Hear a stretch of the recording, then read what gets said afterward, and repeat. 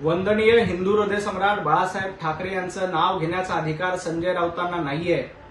बाळासाहेब ठाकरे यांनी हिंदुत्वावर आपला पक्ष उभा केला, शिवसेना उभी केली। संजय राऊत, तुम्ही सत्तेसाठी औरंगजेब फॅन क्लबचे मेंबर झाला, औरंगजेब फॅन क्लब चालवण्याचं तुम्ही काम केलं। त्यामुळे आम्ही ठाकरेंचं नाव घेतो, ठाकरेंच्या नावाशिवाय आम्हाला किंमत नाही हे तुम्ही सांगताय, तेव्हा तुम्ही हिंदुत्व सोडलेलं आहे। बाळासाहेब ठाकरे यांचे विचार सोडलेले आहेत आणि ज्यांनी विचार सोडलेले असतात त्यांना समाजामध्ये काहीही किंमत नसते, हे जनतेनं दाखवून दिलंय। म्हणून तुमची विचार शून्यता हे लोकांना लक्षात आली, म्हणून उभाटा गटाला घरी बसवण्याचं काम केलंय। त्यामुळे विनाकारण आम्हाला ठाकरेंच्या नावाला किंमत आहे वगैरे हे सांगण्याच्या भानगडी करू नका। एकाच ठाकरे नावाला किंमत होती, ते नाव म्हणजे वंदनीय हिंदू हृदय सम्राट बाळासाहेब ठाकरे। संजय राऊत, तुमच्या नावाला काहीही किंमत नाही। मतदारसंघाची पुनर्रचना कशी करायची, डिलिमिटेशन कसं करायचं हे आयोग ठरवेल। संजय राऊत, मतदारसंघ फोडण्याबद्दल तुम्ही जी काही भाषा वापरता ती चुकीची आहे। जनतेनं तुम्हाला मत न देता फोडण्याचं काम केलंय। विधानसभेच्या निवडणुकीला देखील मत न देऊन तुम्हाला जनतेने फोडलंय, महापालिकेच्या निवडणुकीत मत न देऊन तुम्हाला फोडलंय, जिल्हा परिषदेच्या निवडणुकीत देखील जनतेनं मत न देता तुम्हाला चपराक लगावलेली आहे।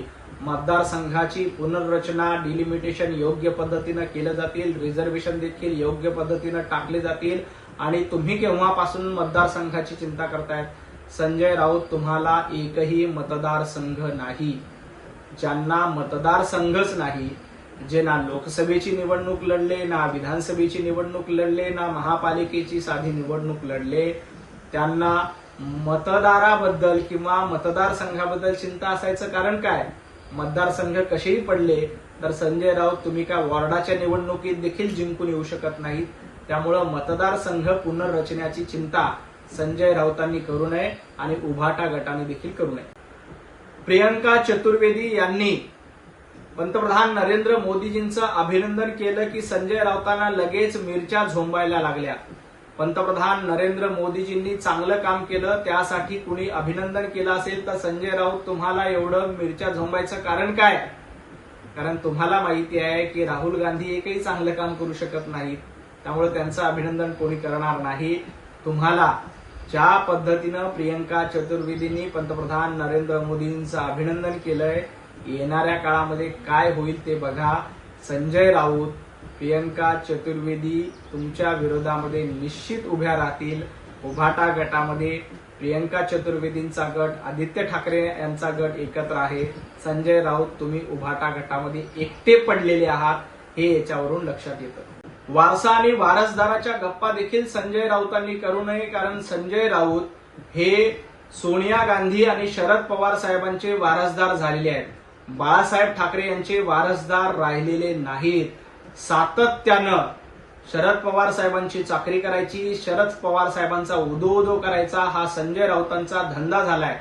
त्यामुळं तुम्ही आम्ही ठाकरेचे वारसदार आहोत हे सांगण्याच्या भानगडीत पडू नका। जनतेनं तुम्हाला सोनिया गांधींचं वारसदार म्हणून ठरवलेलं आहे, पवारांचं वारसदार म्हणून ठरवलेलं आहे।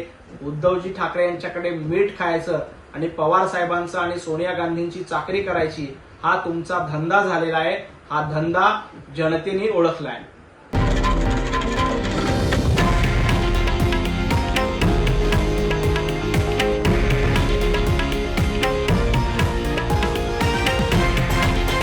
हे आहे देशातील नंबर 1 न्यूज नेटवर्क आणि आपण पाहत आहात TV9 मराठी, एकमेव।